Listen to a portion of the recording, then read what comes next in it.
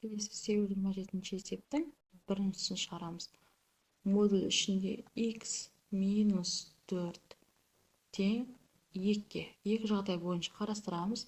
X минус 4 тең екінші, 2 екінші жағдай бойынша x минус 4 тең минус 2.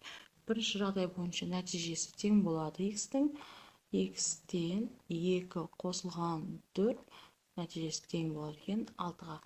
Екінші жағдай бойынша тең минус 2 қосылған 4 нәтижесі тең болады 2 санына. Сонда жауабы 2 мен 6 болады екен. Келесі екіншісін шығарамыз.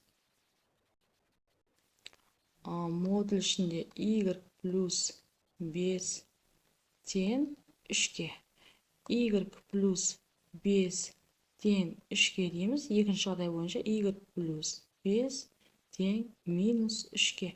Сонда y-тің жауабы 3 минус 5, сонда тең болады минус 2-ке. y-тен минус 3 минус 5, сонда жауабы тең болады минус 8-ге. Сонда жауабы минус 8 бен минус 2 болады екен. Келесін шығарайық. Үшіншісі 3 қосылған x тең 1,5. Сонда 3 қосылған x тең 1,5, x тең 1,5 минус 3. Сонда x-тің жауабы тең болады 1,5-ке. Екінші жағдай бойынша 3 қосылған x тең минус 1,5. Сонда x-тің жауабы минус 3 болатын болса, минус 4,5-ке тең болады. Сонда жауабы, мынада бізде минусқа тең, минус 4,5 пен минус 1,5-ке тең болады екен. Есебіміз модуль ішінде 7 минус y тең минус 2-ке. Модульдің ішінен ешқашан бізде минус сан шықпайды, сондықтан да бұның шешімі жоқ екен. Келесі 5-ші есебіміз x плюс 3 тең қосылған 4 тең 9-ға. Сонда модуль ішінде x қосылған 3 тең 9 минус 4 болады. Сонда x қосылған 3 модулдің ішінде нәтижесі тең болады екен 5-ке. Енді екі жағдай қарастырамыз. X қосылған 3 тең 5-ке, x қосылған 3 тең минус 5-ке. Сонда x-тің нәтижесі тең болады 2-ке. Екінші жағдай бойынша тең болады минус 8-ге. Сонда жауабы минус 8 бен 2-ке тең болады екен. Келесі 6-ші есебіміз y минус 2 қосылған 8 тең 5-ке. y минус 2 модулдің ішінде тең 5 азайтылған 8, y минус 2 модулдің ішінде нәтижесі минус 3-ке тең болады екен. Модулдің ішінен бізде минус 3 теріс сан шықпай, сондықтан да бұның шешімі жоқ екен. Келесі 828 есептің біріншісін шығарайық. Модуль ішінде 2x минус 5 тең 0.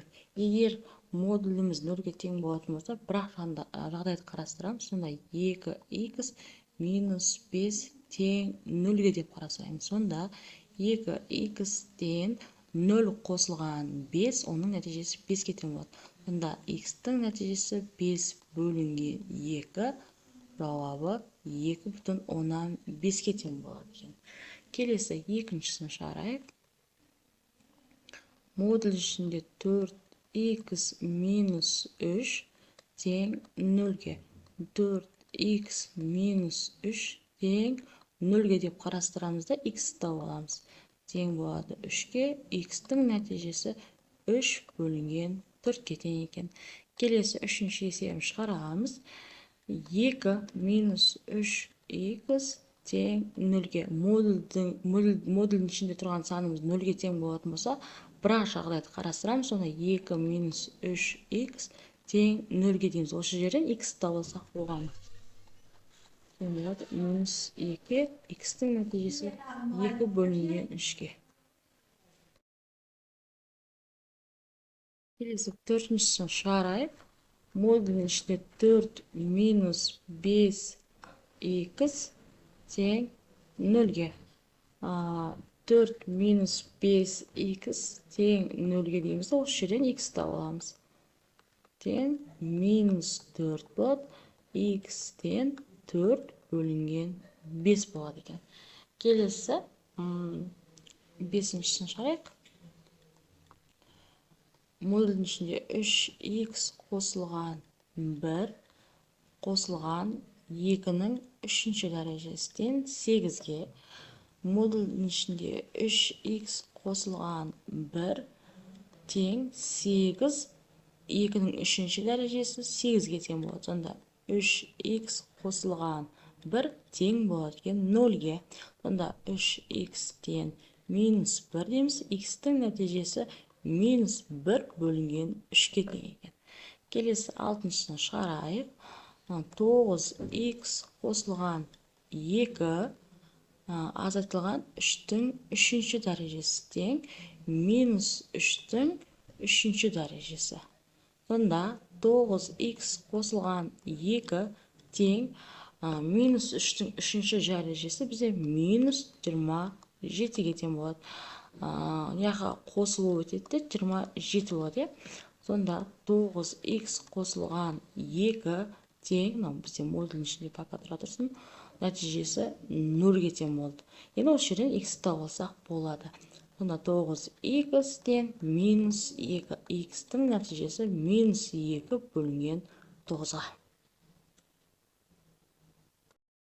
Келесі 829 есептің біріншісін шығарайық. 5 модуль ішінде x қосылған 3 тең 7-ге. 5 модуль ішінде x-тің өзін жазып қаламыз да, тең 7 азайтылған 3 болады. Сонда 5 модуль ішінде x тең нәтижесі 4-ге тең болады. Енді 5-ті теңдіктің 10 жағына өткізіп жібереміз. Сонда модуль ішінде x тең 4 бөлінген 5 болады. Сонда екі жағдайды қарастырамыз. Сонда бірінші жағдайда x-іміз тең болады 5-тен 4-ке. Екінші жағдай бойынша x-іміз минус 5-тен 4-ке тең болады. Яғни модульдің ішіндегі x-ке 5-тен 4-ті қойсақ та 5-тен 4 шығады, минус 5-тен 4-ті қойсақ та 5-тен 4 саны шығады деген сөз. Келесі екіншісін шығарайық. 1,7 модульдің ішінде x қосылған 4,9 тең 10-ға. 1,7 модульдің ішінде x тең 10 азайтылған 4,9. Сонда 1,7 модульдің ішінде x тең 5,1. Модульдің ішіндегі x деп жазып аламыз. 5,1-ді бөлек 1,7-ге. Сонда модульдің ішіндегі x-іміз тең болады екен 3-ке. Енді екі жағдайды қарастырамыз. X тең болады 3-ке, екінші жағдай бойынша минус 3-ке тең болады. Келесі үшінші есебін шығарайық. 2,5 3y тең 15-ке. Енді модульдің ішінде 3y-тің өзін жазып қоям. Тең 15 бөлінген 2,15. Модульдің ішінде 3y тең 15 санын 2,15-ке бөлетін болсақ, 6-ға тең болады. Енді 2 тең болады 6-ға, екінші жағдай бойынша 3y тең болады минус 6-ға. Сонда y-тің жауабы тең 2-ке, екінші жағдай бойынша минус 2-ке тең болады екен. Келесі 830 есептің біріншісін шығарайық. Модульдің ішінде 2x қосылған 14 тең 6-ға. Бірінші жағдай бойынша 2х қосылған 14 тең 6-ға дейміз. Ал екінші жағдай бойынша дәл осының минус 6-ға теңестіріп жазамыз. Минус 6-ға. Енді x-тің жауабын табайық. 2х тең 6 минус 14.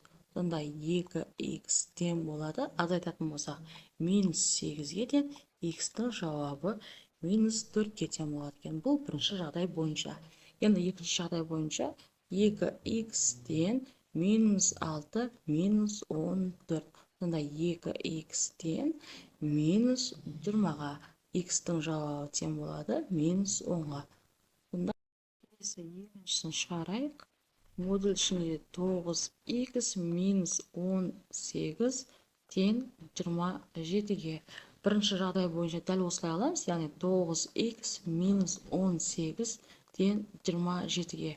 Екінші жағдай бойынша дәл осыны минус 27-ге теңестіреміз. Сонда 9х минус 18 тең минус 27. X-тің жауабын табайық. Сонда 9х тең 27 қосылған 18.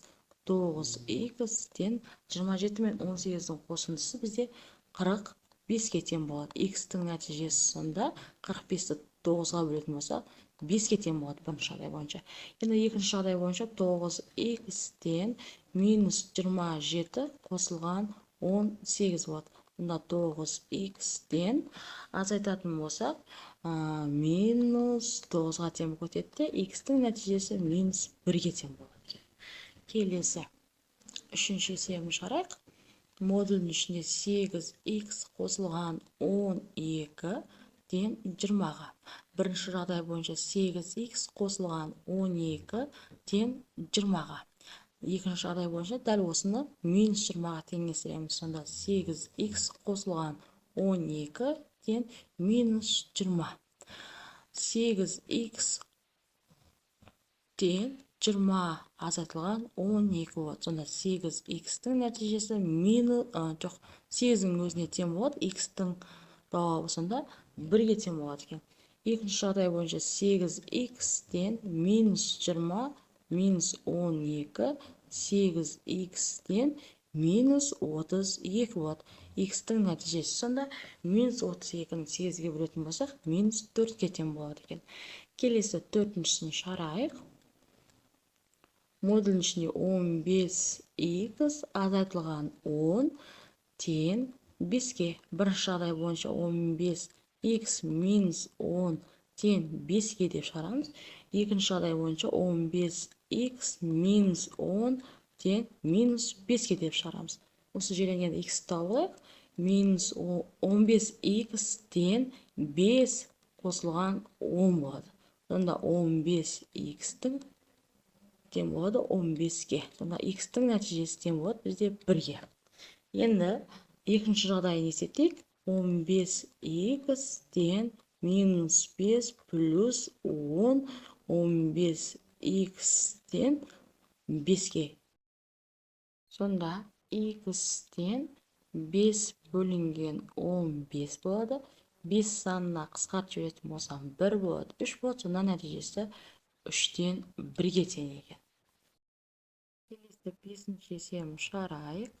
Модуль ішінде 9х қосылған 15 тең 6-ға. Бірінші жағдай бойынша 9х қосылған 15 тең 6-ға дейміз де. Келесі жағдай бойынша 9х қосылған 15 тең минус 6-ға дейміз. Енді осы жерден x-ті тауып алайық. 9х тең 6 азайтылған 15. Сонда 9х тең болады минус 9-ға. X-тің жауабы сонда минус 1-ге тең болады. Бұл бізде бірінші жағдай бойынша.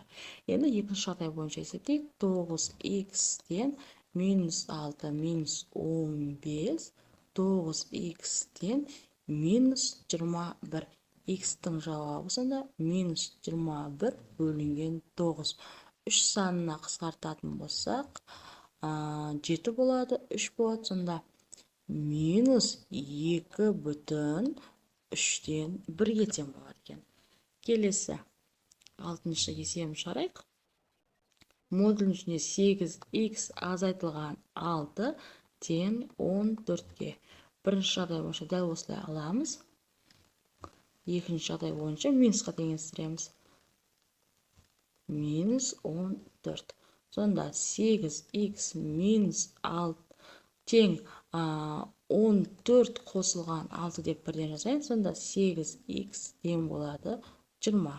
X-тен 20 бөлінген 8. Ол дегеніміз 2,5-ке тең болады. 4-ке қысқартып жіберетін болсақ 2 болады, 5 болады, 5-ті 2-ге бөлсін 2,5-ке тең болады. Келесі 8x-тен 14 минус қосылған 6 болады. 8x-тен азайтатын болсақ минус 8-ге тең болады.